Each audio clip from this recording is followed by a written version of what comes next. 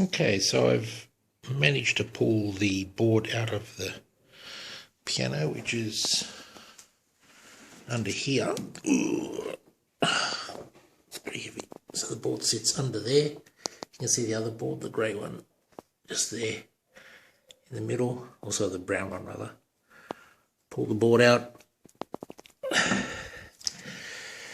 And having a look, most of the board's okay. I've had a look at these contacts. This is a general problem. Usually people don't have don't have these little contacts, are making contact with these little individual pads here. So they sit on top. I'll just show you these ones. So they sit on top, and as you push one of the keys down, it closes the circuit here. It's a bit like, acts like a switch. Closes the circuit, and it sends it off to the electronics.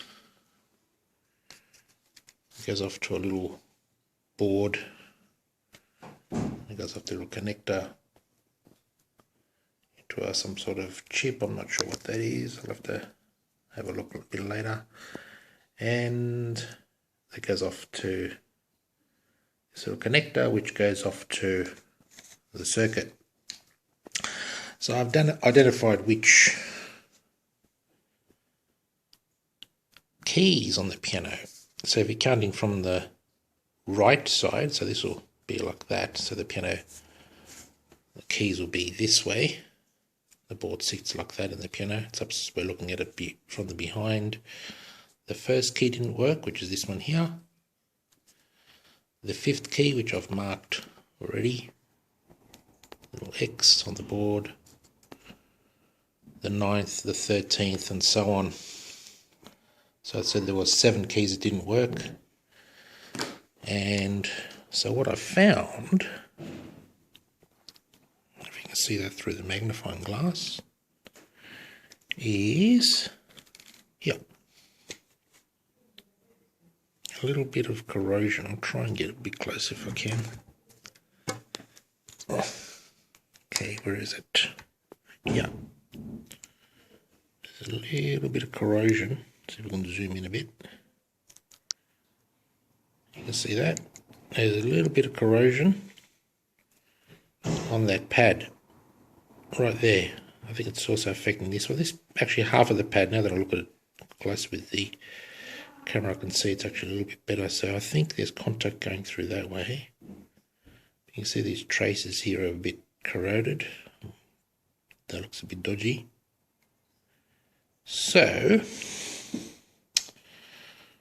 my theory is if you trace this all the way down, oops, try and get my bearings. If you trace this one all the way down,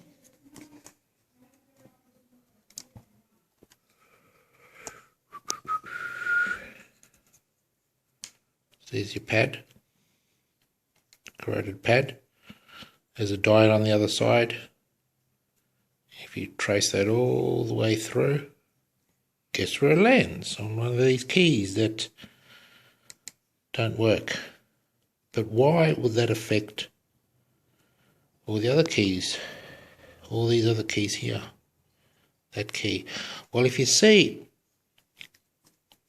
let's have a quick look. If you have a look here, I'll try and zoom in again. Where am I? Here. So that pad is common. The trace goes down and it goes off, and that goes off to some other keys.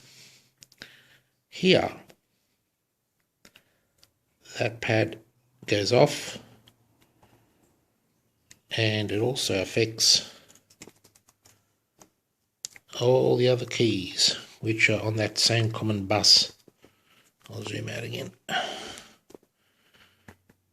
Or that are all these other keys that affect that bus. It's on that same bus.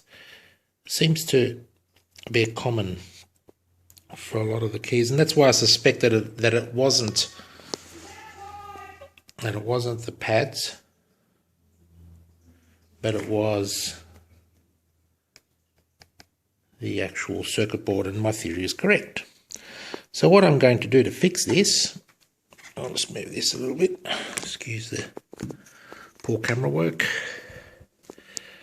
So what I'm going to do to fix this is run a wire, solder the wire from there to this common point. I'm going to test that diode, see if there's a connection on that diode, and see if we have a connection from here to here, which is the faulty key. Not sure how that could have happened. I think maybe just a little bit of moisture got under there, under the pad of manufacturing stage, I'd say, and over time it just corroded. A fingerprint quite easily could have done that. So this trace here looks a bit dodgy. I'll zoom that in. Looks very dodgy. In fact, I don't think it'll work at all.